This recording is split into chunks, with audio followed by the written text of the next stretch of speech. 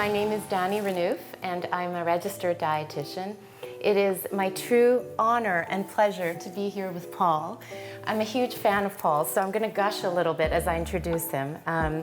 Before I do that, I humbly acknowledge that I'm an uninvited settler on the land of the Squamish, Salish, and Tsleil-Waututh nations, and it's a true honor and privilege to learn. I'm so excited to have you, and I can't wait to experience Indigenous cuisine through your eyes and through your talent and passion. So thank you for being here. Yeah, right. Yeah, just super excited to be here. It's an awesome partnership to be able to come and share my version of Indigenous cuisine. You know, it's a pleasure to be here and showcase some of these traditional ingredients and create an awesome dish for people to enjoy.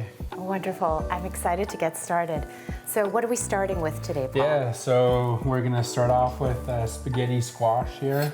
Spaghetti squash, local as well, has been grown for what, thousands, right? Tens of thousands of years, which has kind of got like a very neutral flavor. Yeah. So, you know, without having a lot of salt in your diet, without having to use a lot of sugar, you can really tap into these beautiful natural flavors. And what I sometimes do is I even take the seeds out and I might roast them, and then I'll put them on top of a salad because you get a little bit of extra, you know, kick to your salad. Yeah, you made it look so easy when you cut into that squash. We'll cut up some of this too. Okay, great. So on this, what I've been doing lately is just cut them in like into strips and squish it. I'm gonna move these guys out of your way. Oh, you squish it. So you can smell it instantly, right? Oh wow! Like it's Whoa, very potent, right? So good. When you're squishing it like that, you can see all the natural juices that come out, you know? So what I'm doing is just like creating little strips of these. There's different ways people are gonna do it, you know? Yeah, that's great. Yeah.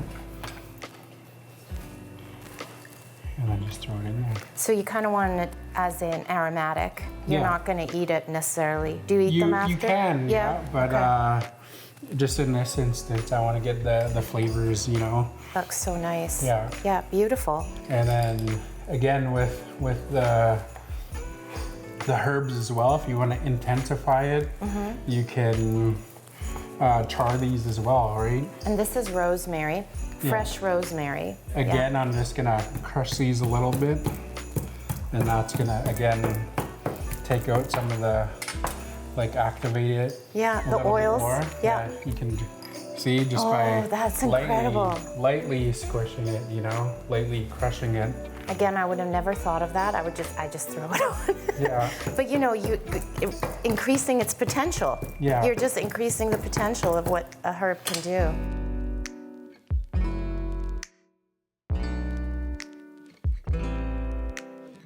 So again, you're just trying to activate and showcase some of these flavors, right? And I'm just gonna cut these ones a little bit smaller. And do you have certain herbs you might use for certain kind of ailments? Like if people have certain symptoms and you want to help through food, is there any particular adaptation you would do?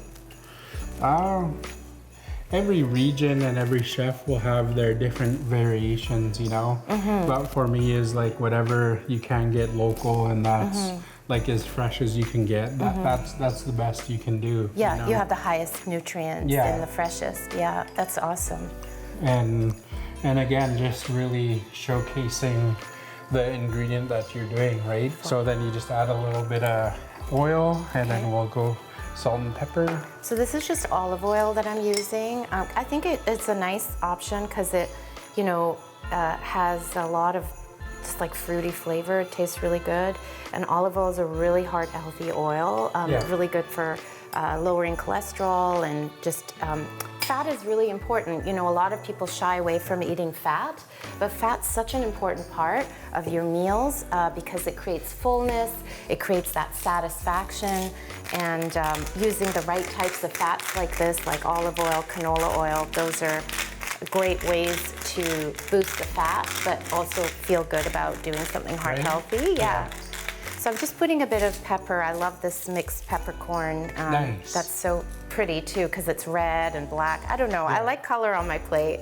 And then I am using just a tiny, very tiny amount of salt. Yeah. Okay, perfect. But you don't have to, right? Yeah. Are we ready to pop this in the oven? It's good to Okay, go. all right, I shall do. So the oven is set to 375, I believe, and that's gonna roast in there. Yum. And yeah, very exciting. So we'll check back to that one.